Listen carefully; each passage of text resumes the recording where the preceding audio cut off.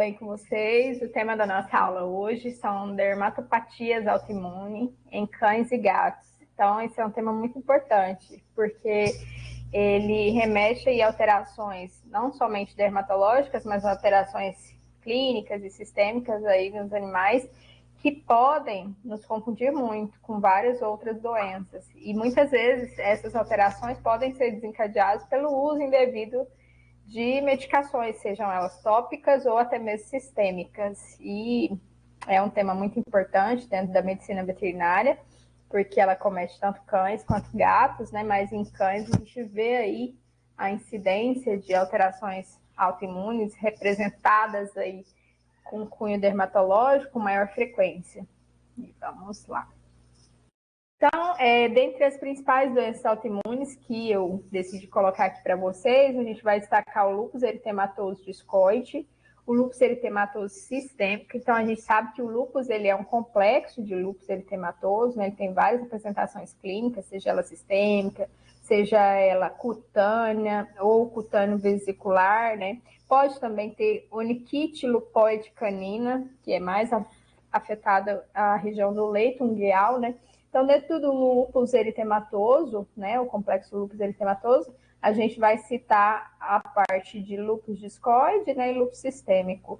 E para fazer aí um diagnóstico diferencial, vamos falar um pouquinho de pênfico, que também tem apresentações bem parecidas com o lúpus. Então, pode confundir muito, né, o diagnóstico e o tratamento aí pode, às vezes, ter formas variadas, dependendo da localização, dependendo de qual é o acometimento que esse animal está fazendo e do diagnóstico. Então, afinal, né, o que é uma doença autoimune? Ela se caracteriza por uma falha, né, no sistema imunológico que resulta em resposta imune contra as próprias células ou tecidos do corpo. Então, o animal ele faz uma autodestruição, as suas células, né, fazem uma autodestruição, seja do tecido cutâneo ou às vezes de algum outro órgão, né, um tecido articular, né, às vezes está destruindo ali um rim, causando uma nefrite, uma glomerulonefrite, né, uma alteração dos glomérulos. Então, depende, né, de qual é a apresentação clínica aí que esse animal está se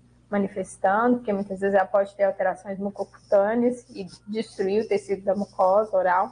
Então, há uma produção de anticorpos ou linfócitos autorreativos que atacam seletivamente determinadas células, gerando uma resposta inflamatória e, consequentemente, lesão do tecido alvo. As causas, né, dessas alterações autoimunes. Existem muitos estudos, então é um tema ainda um pouco complexo para nós quando se trata de alteração autoimune, porque a gente fica com aquela interrogação de o que causou, né, a alteração, de quando que foi o gatilho, né, de quando tudo começou. Então, não se sabe exatamente, né, como que o lúpus pode surgir, ou até mesmo o pênfigo, né, mas tem algumas suposições, né, sugere-se alguns questionamentos aqui. Por exemplo, as causas ainda estão sendo estudadas, mas sabe que existe uma predisposição genética, né, que induz esse distúrbio imunológico. Então, tem pacientes que realmente eles têm uma predisposição a desenvolver certas alterações autoimunes, mas uma determinada combinação de genes também pode levar a um risco maior de desenvolvimento da doença.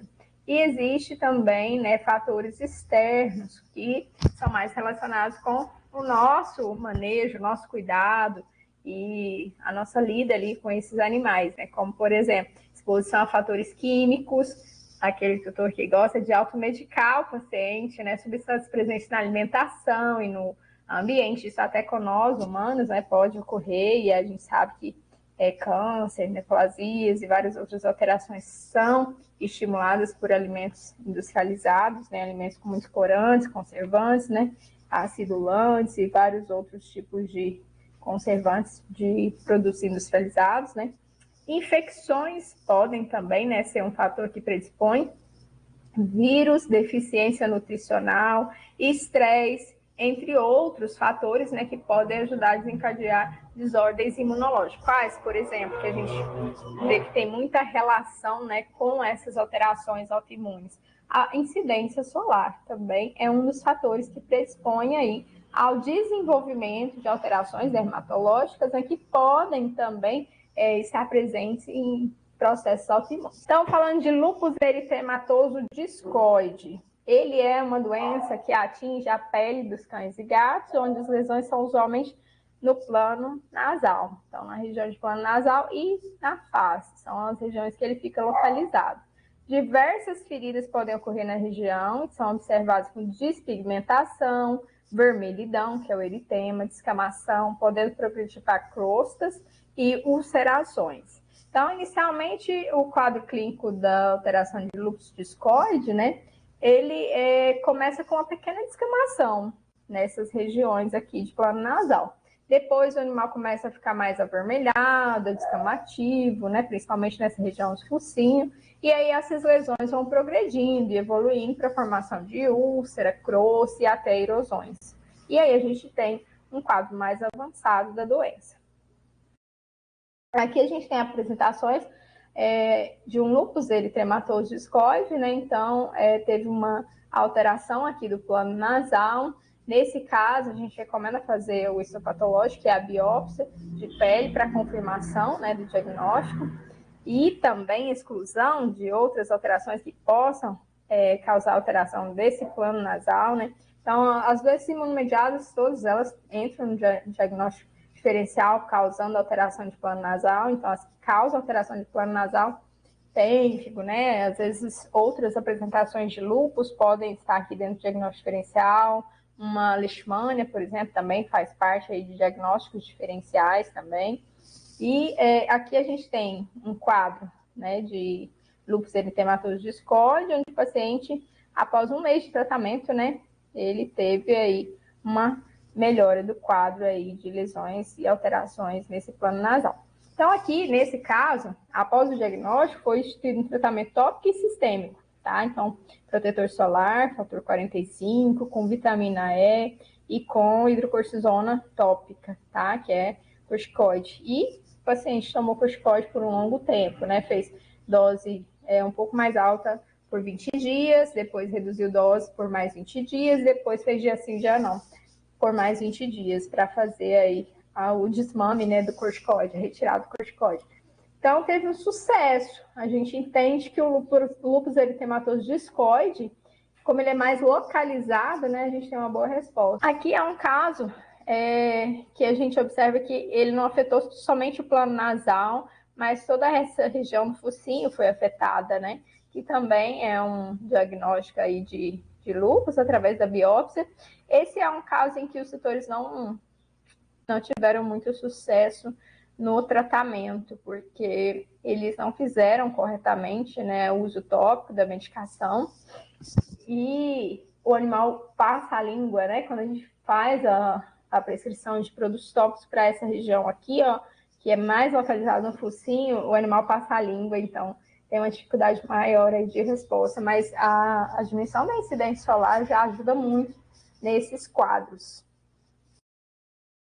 Então, o diagnóstico, né, do lúpus eritematoso discoide, ele é através da anamnese, exame físico, histopatológico, que é a biópsia de pele, né? Também podem ser realizados outros exames, né? Mas o que vai concluir aí o nosso diagnóstico, né, é o histopatológico. Nesse caso aqui, a gente descartou leishmania também, nesse caso. Por quê? Porque a gente tem aí uma alteração no plano nasal, na região focinho aqui, né? Bem característica e clássica também de paciente que é positivo para leishmania, tá? Então, é um diagnóstico diferencial. Por se tratar de uma doença autoimune, os animais acometidos, eles não apresentam cura, somente ocorre o controle. Então, nesse caso aqui, a gente já observa cura, tá? Então, vai depender muito do caso.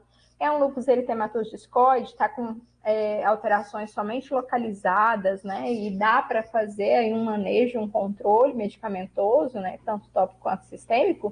O paciente não tem muitas comorbidades, a gente tem uma boa resposta.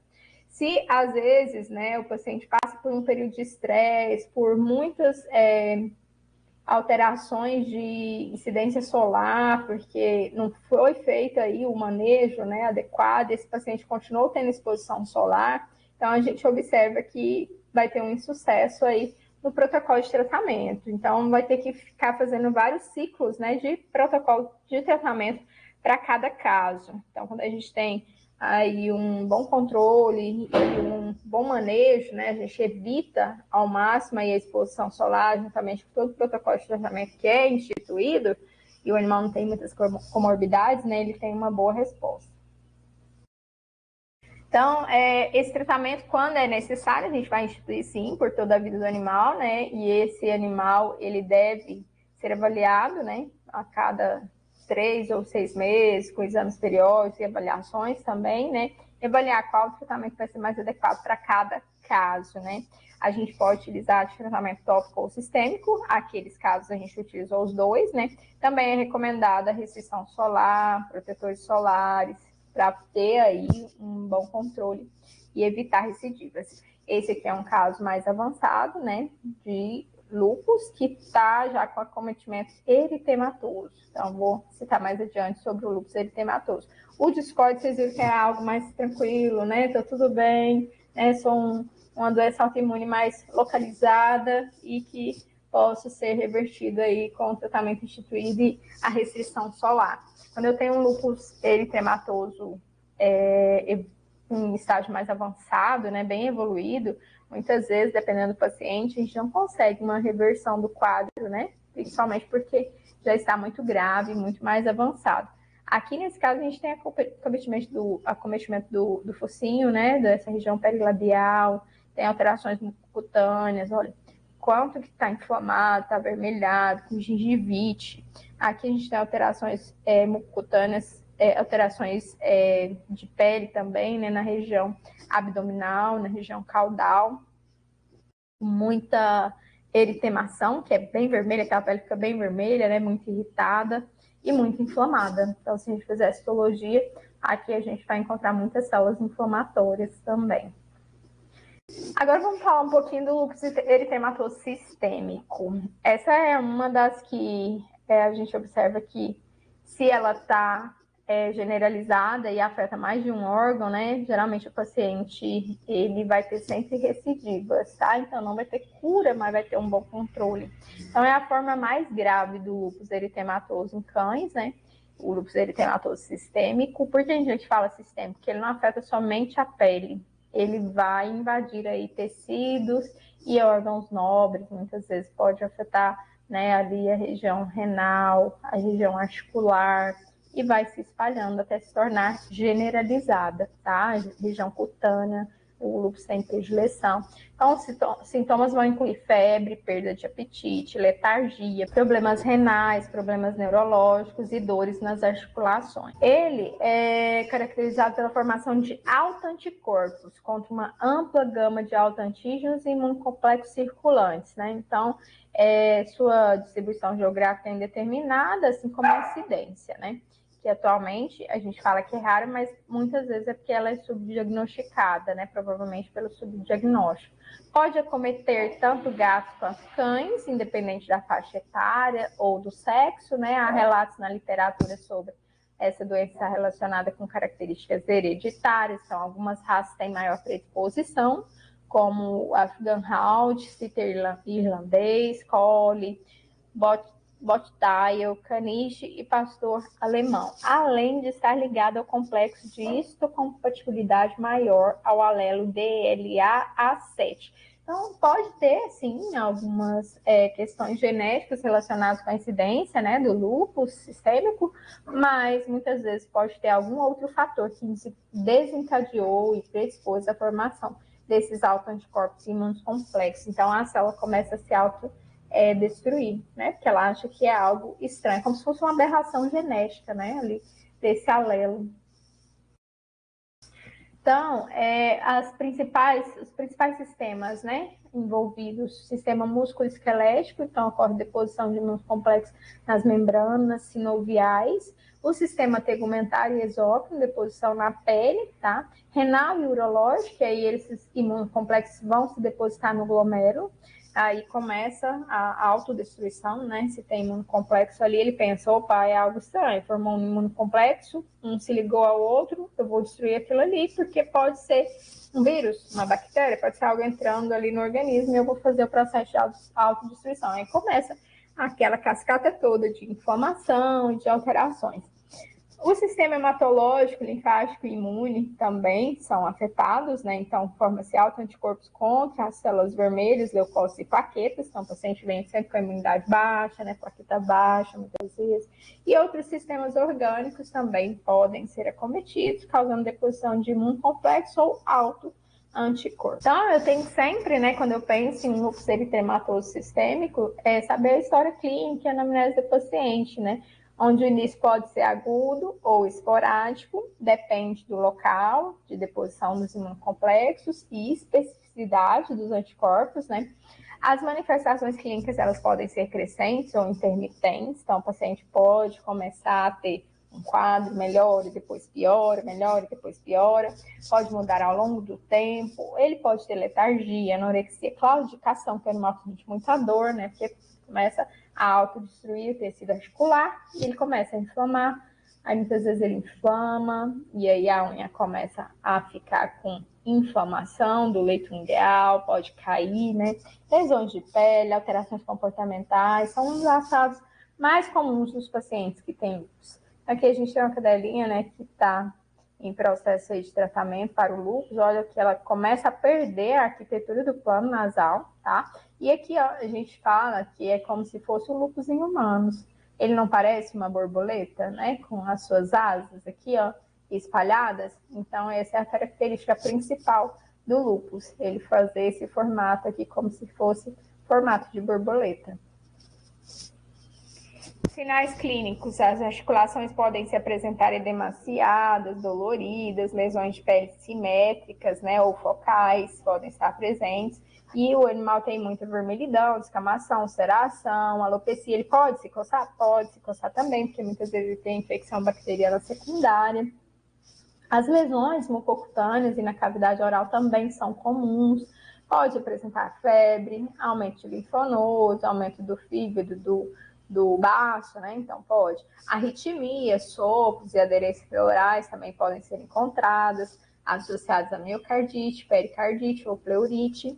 Pode haver um desgaste muscular também desse paciente. Então, essa fase generalizada é a mais triste de todas. Quando você tem um paciente que já está com lúpus generalizado, a gente só senta e chora mesmo, porque realmente é muito mais difícil tratar essa fase, né? Que não está somente localizada na pele, mas ela se espalhou. Aqui é uma lesão de pele, né, de lúpus eritematoso sistêmico, localizada em tórax de um cão. Então, percebam que ela não fica mais localizada apenas no focinho e plano nasal e região da face. Ela começa a se tornar generalizada, se espalha para os outros órgãos também, né? E o pelo cai, né? Essa é uma paciente que a gente ainda tem que finalizar o diagnóstico com biópsia, apesar de que o lúpus, ele pode dar, né, opções aí de diagnóstico através de sinais fortes ou fracos também, né? Por exemplo, essa paciente chegou para nós com lesões na região da face, né?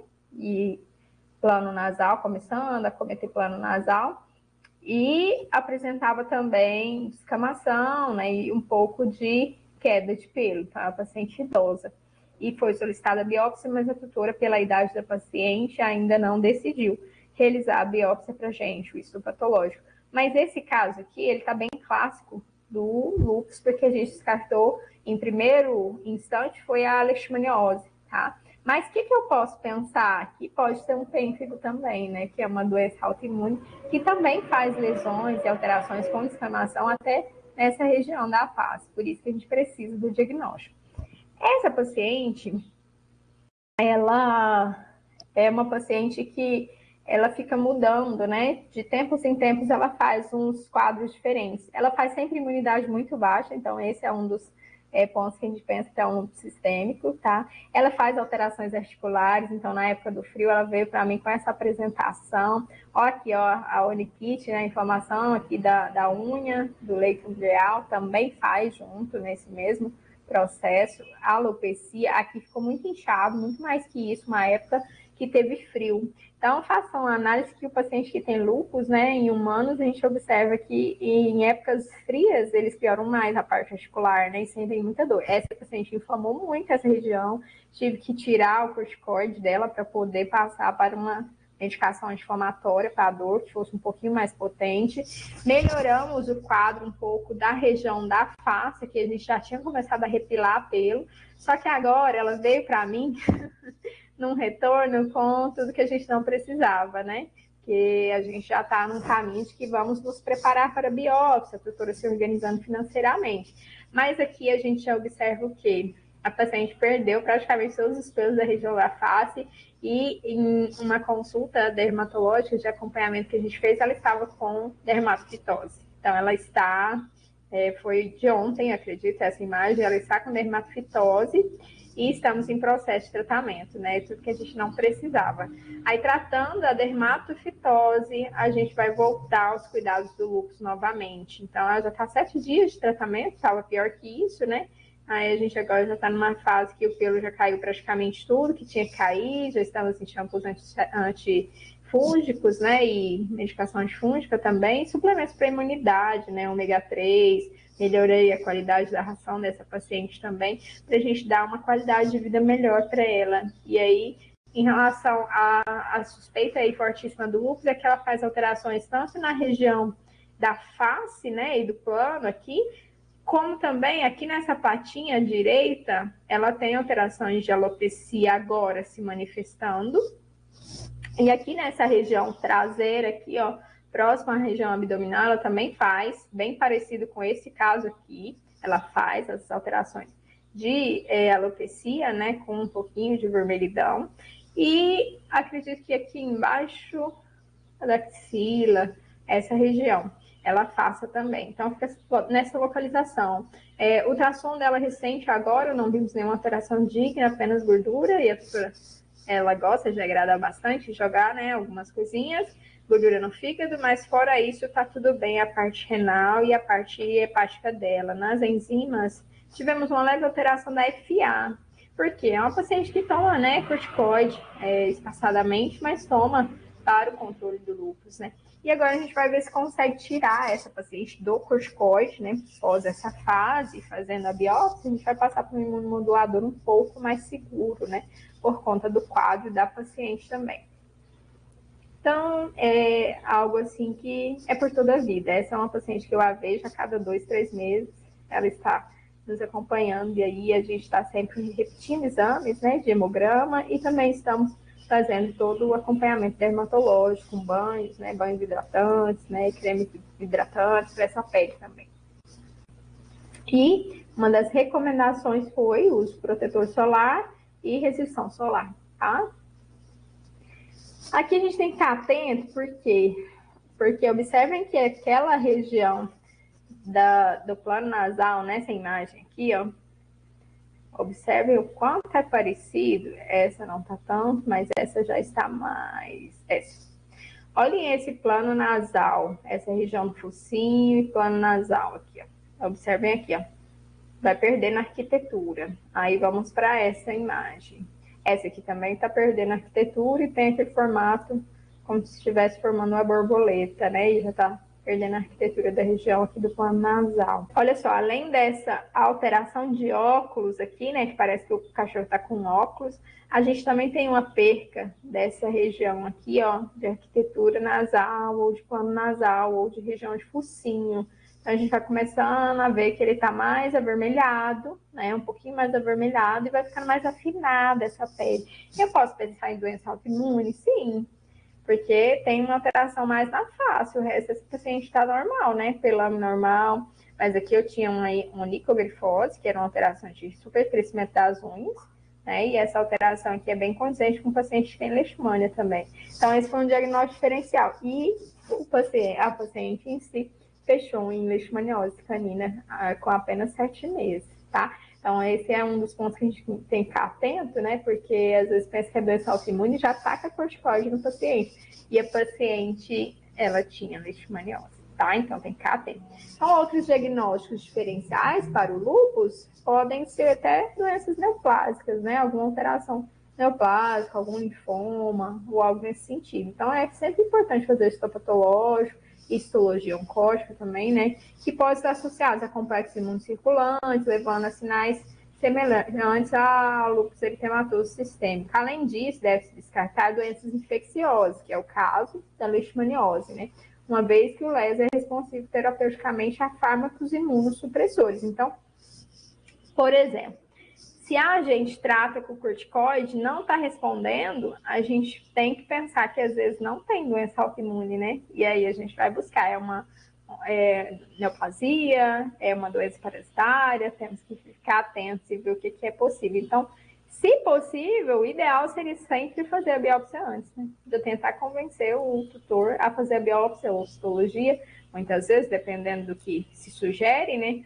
Antes de todo o começo aí, antes de corticóide entrar na parada, porque quando o corticóide entra na parada, ele mascara um pouco os resultados histopatológicos e a biópsia fica um pouco comprometida. Vamos lá. O lúpus sistêmico, ele pode ser diagnosticado de várias formas, né? Então, eu tenho um diagnóstico definitivo através de um resultado positivo para anticorpo antinuclear, esse exame eu nunca fiz, fator antinuclear, teste mais sensível e específico atualmente disponíveis, ou mesmo, né, teste celular para o lúpus eritematoso, juntar dois sinais fortes ou sinais fracos, né, dois sinais fracos. O que seriam esses sinais fortes ou sinais fracos? Esses a gente já dá para ter uma noção e acompanhar alguns quadros, ó. Sinais fortes: poliartrite, proteinúria, dermatite, anemia hemolítica, leucopenia, trombocitopenia e polimiosite. Essa paciente que eu estou em sugestão, que a tutora ainda não autorizou a biópsia, ela tem praticamente tudo isso, tá? Sinais fracos: febre, ela geralmente não apresenta. Úlceras orais também não. Linfadenopatia periférica, sim. Pleurite, não sabemos, mas os exames não demonstram, né? E a avaliação dela também não. Pericardite, a princípio não, também. Miocardite e prostração.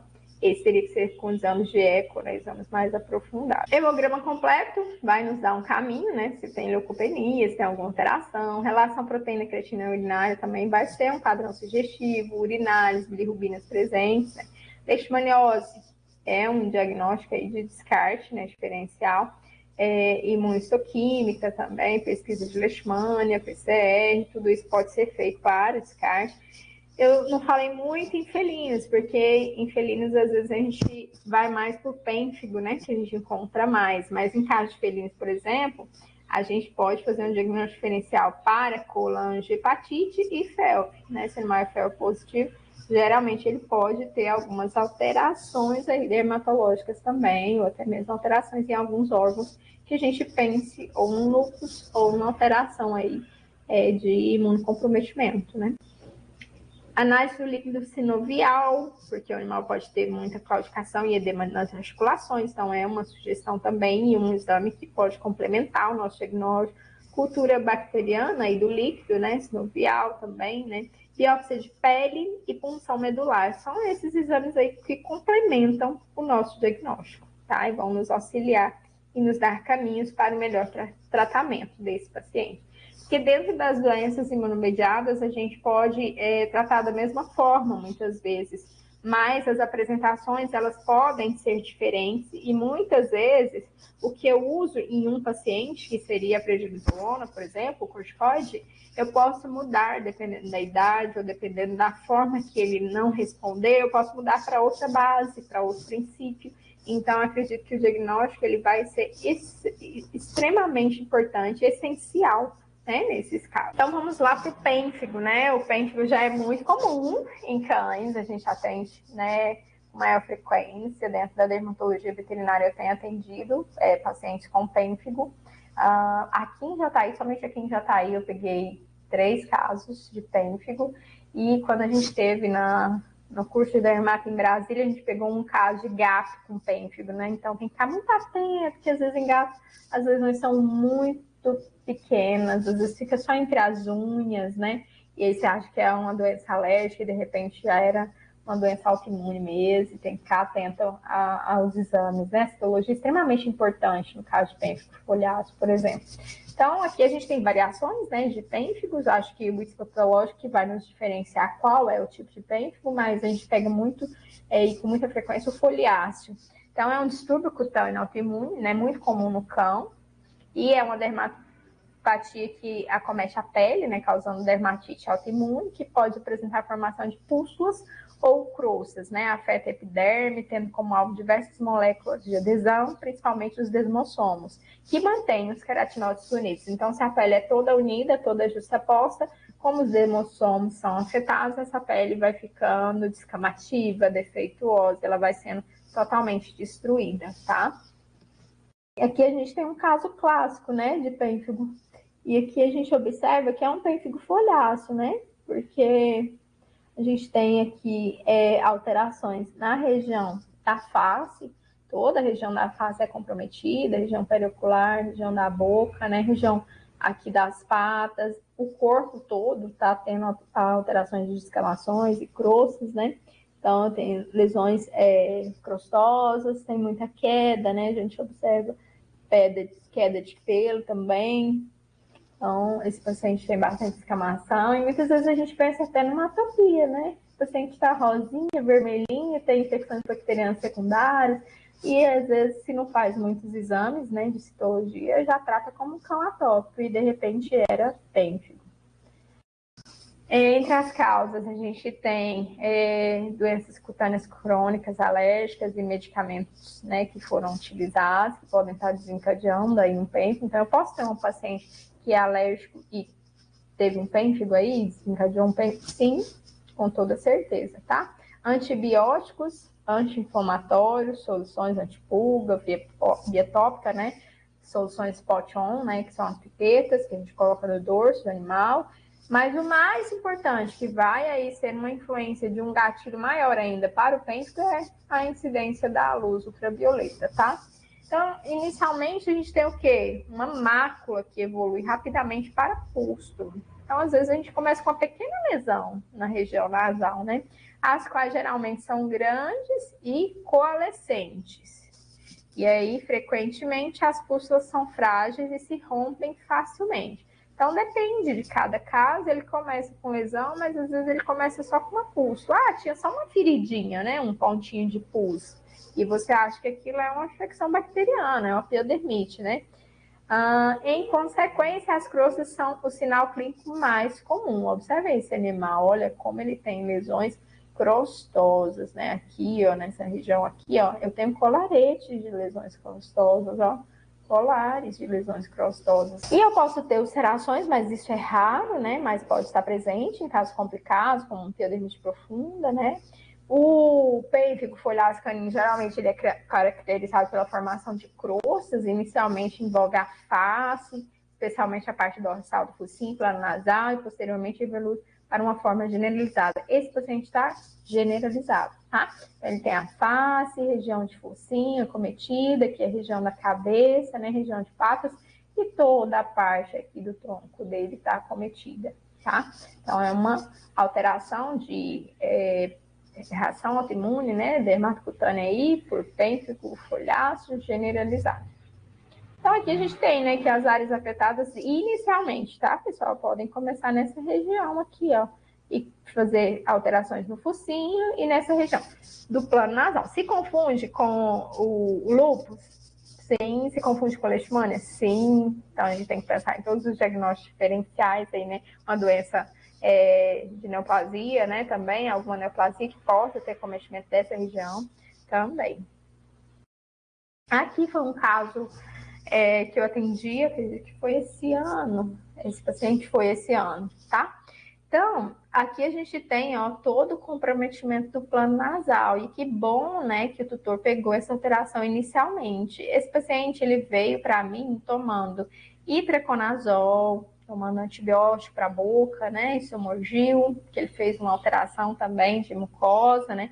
E esse paciente veio um diagnóstico de fungo, né, de dermatofitose, não tinha dermatofitose. Esse paciente não tinha que estar tomando antifúngico, não tinha que estar tomando antibiótico, nem usando shampoo antifúngico, né? Porque ele tinha essas crostas aqui, ó, e por debaixo dessas crostas, quando você arranca essas crostas para fazer um suave de histologia, olha o que você encontra. Células acantolíticas aqui, ó, os queratinócitos que estão se desfazendo ali, né? Eles estão se soltando dessa pele e eles estão aparecendo em grande quantidade na nossa citologia. Então, aqui, ó, as células de defesa estão autodestruindo os queratinócitos, porque é uma alteração autoimune. Por que esse paciente fez isso? É um paciente jovem, adulto jovem de 3 anos. Esse paciente, ele provavelmente não era para apresentar um pênfigo. Ele apresentou um pênfigo provavelmente por conta do uso indevido de medicações que não foram necessárias. Ele já vinha vindo de 2 tratamentos dermatológicos sem sucesso. E as patas desse paciente começaram a derreter também, de tanto que a alteração foi progredindo. E já estava começando a evoluir para um quadro mais generalizado, tá? Então, a tutora já estava bem desanimada, né? Já queria desistir do tratamento, mas quando a gente tira tudo, introduz a medicação correta, a gente vai bem. Esse foi um caso que a histologia foi muito conclusiva, então a gente não foi para biópsia, tá? A gente não quis sedar o animal para fazer coleta, seria interessante para finalizar e concluir um diagnóstico, mas aqui foi bem conclusivo. Com o protocolo de tratamento, retirada do corticoide de desmame, a gente fez acho no máximo 30 dias de corticoide, né?